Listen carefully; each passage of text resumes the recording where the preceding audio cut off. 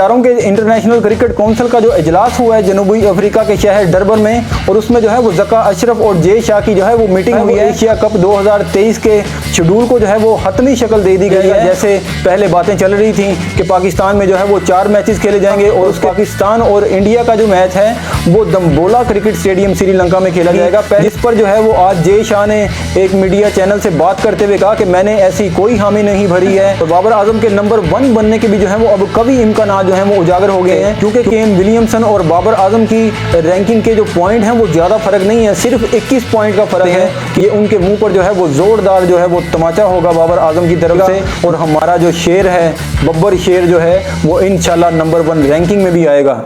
अस्सलाम वालेकुम व्यूवर्स, मेरा नाम है मोहम्मद अजीम और आप देख रहे हैं इस वक्त कैच आउट शो। तो व्यूवर्स, दिन भर की बड़ी बड़ी ब्रेकिंग न्यूज़ लेकर मैं आपकी खिदमत में हाजिर हूं, और सबसे पहले मैं आपसे बात करने जा रहा हूं कि बाबर आजम जो हैं वो टेस्ट रैंकिंग में फिर टॉप 5 पर आ गए हैं, और क्या वो नंबर 1 भी बन सकते हैं, इस पर बात करने जा रहा हूँ। और दूसरे नंबर पर मैं आपसे बात करने जा रहा हूँ कि एशिया कप का जो है वो ऑफिशियली शेड्यूल अनाउंस होने जा रहा है, और किस डेट को जो ये ऑफिशियली शेड्यूल सामने आएगा वो आपके साथ शेयर करने जा रहा हूँ। मगर उससे पहले अगर आप मेरे चैनल पर नए हैं तो मेरे चैनल को सब्सक्राइब कर लें और साथ लगे बेल आइकन को दबाकर ऑल पर क्लिक कर लें, ताकि मेरी हर आने वाली वीडियो का नोटिफिकेशन और हर आने वाली न्यूज़ का नोटिफिकेशन आपको मिलता रहे। तो व्यूअर्स, सबसे पहले मैं आपको खबर देने जा रहा हूं कि इंटरनेशनल क्रिकेट काउंसिल का जो इजलास हुआ है जनूबी अफ्रीका के शहर डरबन में, और उसमें जो है वो ज़का अशरफ और जे शाह की जो है वो मीटिंग हुई है, और उसमें जो है वो एशिया कप 2023 के शेड्यूल को जो है वो हतमी शक्ल दे दी गई है, और ये शेड्यूल जो है वो अनाउंस करने की डेट भी सामने आ गई है। बताया ये जा रहा है कि जुम्मे को 14 जुलाई को ये कभी इम्कानात हैं कि इसका जो है वो ऑफिशियली शेड्यूल एशिया कप का जुम्मे वाले दिन जो है वो अनाउंस कर दिया जाएगा, और शेड्यूल जो है वो सामने आ जाएगा। और ये एशिया कप जो है वो हाइब्रिड मॉडल के तहत ही खेला जाएगा। जैसे पहले बातें चल रही थी कि पाकिस्तान में जो है वो 4 मैचेस खेले जाएंगे, और उसके बाद जो है वो बाकी मैचेस जो हैं वो श्रीलंका में शिफ्ट कर दिए जाएंगे। और पाकिस्तान में जो 4 मैचेस होंगे वो भी मैं आपको बता देता हूं कि पाकिस्तान का पहला मैच जो है वो नेपाल के साथ होगा, और उसके बाद जो है वो अफगानिस्तान का और बांग्लादेश का दूसरा मैच होगा, और उसके बाद बांग्लादेश और श्रीलंका का तीसरा मैच होगा, और उसके बाद जो है वो श्रीलंका और अफगानिस्तान का चौथा मैच होगा। ये 4 मैचेस जो हैं ये पाकिस्तान में होंगे, लाहौर में कदाफी स्टेडियम में, और उसके बाद जो है वो सारा जो एशिया कप है वो श्रीलंका में शिफ्ट कर दिया जाएगा। और पाकिस्तान और इंडिया का जो मैच है वो दम्बोला क्रिकेट स्टेडियम श्रीलंका में खेला जाएगा। पहले बातें चल रही थी कि कोलंबो में खेला जाएगा, लेकिन उन दिनों में जो है वो कोलंबो के मौसमी हालात जो है वो कुछ ठीक नहीं है, और उधर मानसून चल रहा होगा, इसलिए जो है वो एशिया कप के ज्यादातर मैचेस जो हैं वो डम्बोला में शिफ्ट कर दिए गए हैं, और अब वो डम्बोला क्रिकेट स्टेडियम श्रीलंका में होंगे। और फिर मैं आपको बता दूं कि इस एशिया कप 2023 का शेड्यूल जो है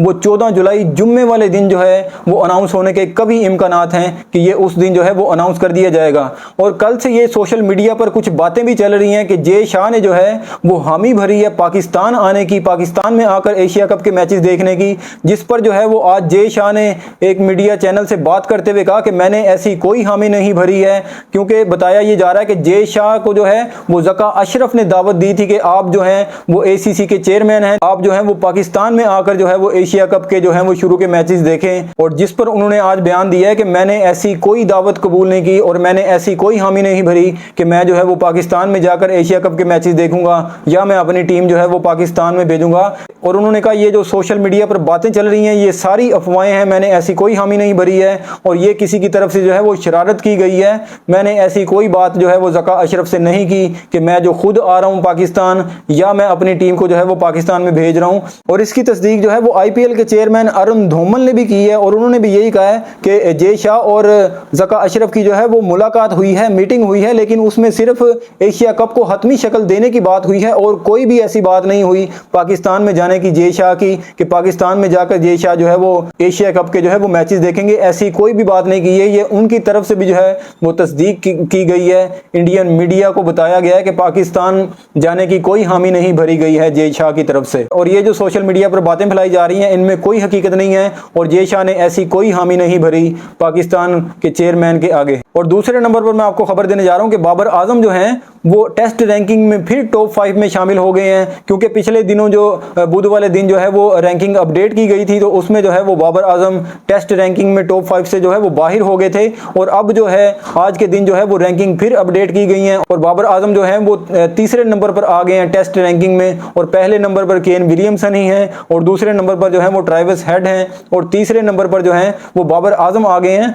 और बाबर आजम के नंबर 1 बनने के भी जो है वो अब कभी इम्कानात जो है वो उजागर हो गए हैं, क्योंकि पाकिस्तान और श्रीलंका की जो टेस्ट सीरीज होने जा रही है, इसमें अगर बाबर आजम अच्छी परफॉर्मेंस दिखा देते हैं, अगर दोनों टेस्ट मैचेस में जो है वो बाबर आजम 300-350 या 400 रन भी बना जाते हैं, तो उसके बाद जो है वो बाबर आजम नंबर 1 रैंकिंग में आ जाएंगे टेस्ट पे। क्योंकि केन विलियमसन और बाबर आजम की रैंकिंग के जो पॉइंट हैं वो ज्यादा फर्क नहीं है, सिर्फ 21 पॉइंट का फर्क है केन विलियमसन और बाबर आजम के दरमियान, जो कि वो बाबर आजम आसानी जो है वो नंबर 1 रैंकिंग जो है वो हासिल कर सकते हैं। और इंशाल्लाह बाबर आजम जो है वो हम यही उम्मीद करते हैं कि बाबर आजम पाकिस्तान और श्रीलंका की टेस्ट सीरीज में अच्छी परफॉर्मेंस दिखाएंगे और अच्छे रन्स बनाएंगे और अपने आप को जो है वो नंबर 1 टेस्ट रैंकिंग में भी लेकर आएंगे। और ये उनके लिए जो है वो जोरदार तमाचा होगा कि जो बाबर आजम में अभी भी जो है वो कीड़े निकालते हुए नजर आते हैं, उनकी बैटिंग में अभी भी कीड़े निकालते हुए नजर आते हैं, ये उनके मुंह पर जो है वो जोरदार जो है वो तमाचा होगा बाबर आजम की तरफ से, जो कि उनको जो है वो अभी उस पाए का जो है वो खिलाड़ी नहीं समझते।